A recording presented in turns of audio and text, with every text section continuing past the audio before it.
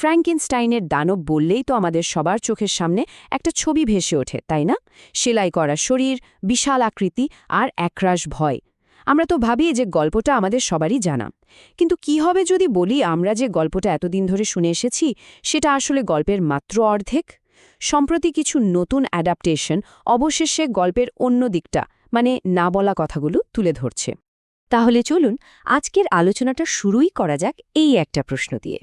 কারণ এই একটা প্রশ্নই হয়তো আমাদের পুরো দৃষ্টিভঙ্গিটাই বদলে দিতে পারে। এই গল্পে কে শিকার আর কেই বা শিকারী, তা কি আমরা সত্যিই জানি? তো সবার আগে চলুন সেই গল্পটা শুনি যেটা আমরা এতদিন ধরে জেনে এসেছি, ভিক্টর ফ্র্যাঙ্কেনস্টাইনের গল্প। এক অসাধারণ প্রতিভাবান বিজ্ঞানী যে কিনা প্রকৃতির নিয়মকেই চ্যালেঞ্জ করার স্বপ্ন দেখত। আচ্ছা, ভিক্টরের এই যে এত বড় উচ্চাকাঙ্ক্ষা, এর পিছনে কারণটা কি ছিল? আসলে এর মূলে ছিল কিন্তু গভীর একটা মানসিক ক্ষত। অল্প বয়সে মাকে হারানোর শোক, জগৎ বিখ্যাত একজন বাবার নামের চাপ, আর সেই বাবাকে ছাড়িয়ে যাওয়ার এক তীব্র জেদ। সে আসলে মৃত্যুকে হারাতে চেয়েছিল। মানে ব্যাপারটা শুধু বিজ্ঞানের ক্ষুধা ছিল না, একদমই না।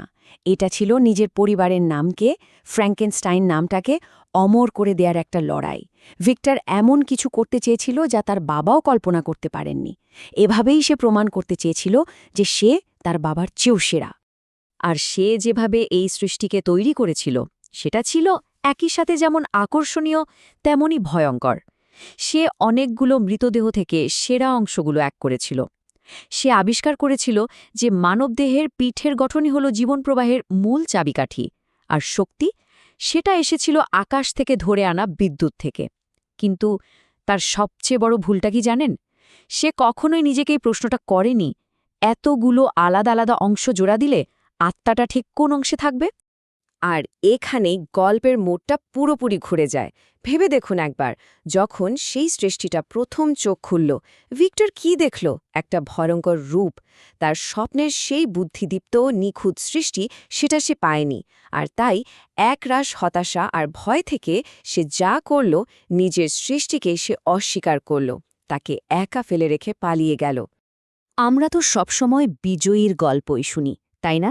ইতিহাস তো তারাই লেখে। কিন্তু প্রত্যেকটা মুদ্রারই তো দুটো পিঠ থাকে।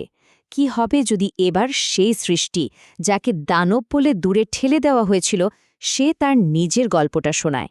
চলুন এবার সেই সৃষ্টির দিক থেকে গল্পটা দেখি, তার জন্মের মুহূর্ত থেকে। যাকে আমরা সবাই দানব বলে চিনি, তার যাত্রার শুরুটা ঠিক কেমন ছিল জানেন? জন্মের সময় সে কিন্তু কোনো দানব ছিল না, একদমই না।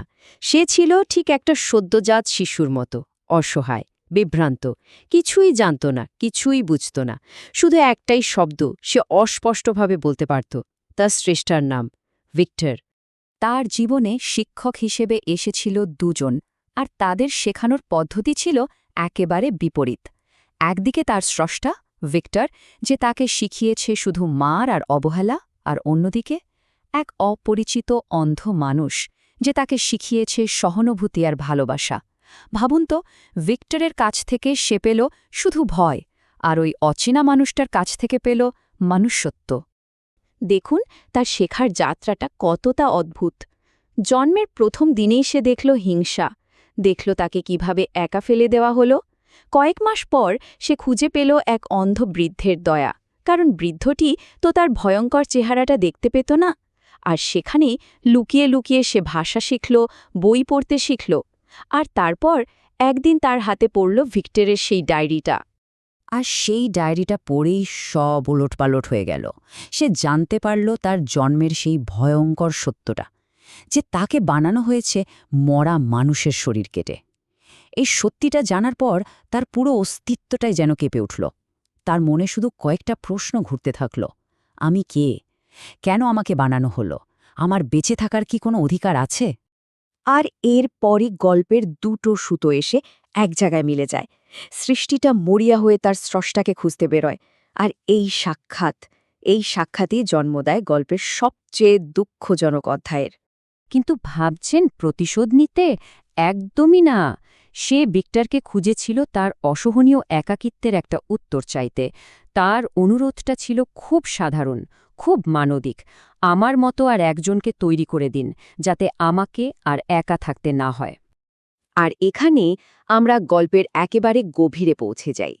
এটা শুধু একটা দানবের গল্প নয়, এটা হলো প্রজন্মের পর প্রজন্ম ধরে বয়ে চলা যন্ত্রণার গল্প।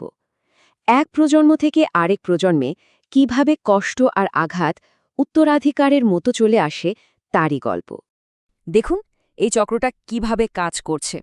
ভিক্টরের বাবা তাকে শিখিয়েছেন কঠোর শাসন আর চাপ দিয়ে। ভিক্টর ভালোবাসা পায়নি, তাই সে ভালোবাসতে শেখেনি। সে তার নিজের সৃষ্টির সাথে ঠিক সে একই নিষ্ঠুর আচরণটাই করেছে। আর তার বাবার কাছ থেকে হিংসা আর অবহেলা পেয়ে সেই সৃষ্টিও শেষে হিংস্র হয়ে ওঠে। ব্যাস, এভাবেই যন্ত্রণার এই চক্রটা পূর্ণ হয়। গল্পের একেবারে শেষে যখন ভিক্টর প্রায় মৃত্যুসজ্জায়, সৃষ্টিটা তাকে খুঁজে পায়, কিন্তু কোনো প্রতিশোধ নয়, বরং সে তার স্রষ্টাকে ক্ষমা করে দেয় আর প্রথমবারের মতো তাকে বাবা বলে ডাকে। এই একটা কথার মধ্যে যে কি গভীর কষ্ট আর ক্ষমা লুকিয়েছিল সেটা ভিক্টর হয়তো কোনো দিনই বুঝে উঠতে পারেনি। তাহলে এই পুরো গল্পের আসল ট্র্যাজেডিটা কি? এটা কি কোনো ভয়ঙ্কর দানবের গল্প? না, এটা তার থেকেও অনেক গভীর, অনেক কষ্টের একটা গল্প। এই গল্পের আসল দানব কিন্তু সেলাই করা শরীরের কোনো জীব নয়। আসল দানব হল একটা কাজ, একটা ধারণা। সেটা হলো পরিত্যাগ। যখন একজন স্রষ্টা তার নিজের সৃষ্টির দায়িত্ব নিতে অস্বীকার করে, তাকে একা ফেলে চলে যায়, সেই কাজটাই হল আসল দানবীয়তা। আর এই প্রশ্নটাই আমাদের সবার জন্য। এই গল্পটা শুধু ভিক্টর বা তার সৃষ্টির নয়, এই গল্পটা আমাদের সবার, আমাদের দায়িত্বের, আমাদের সহানুভূতির। কারণ দিনের শেষে আমরা যা কিছুই তৈরি করি তার প্রতি আমাদের একটা দায়িত্ববোধ জন্মায়। আর সেই দায়িত্বটা পালন করতে না পারলেই হয়তো আসল দানবের জন্ম হয়।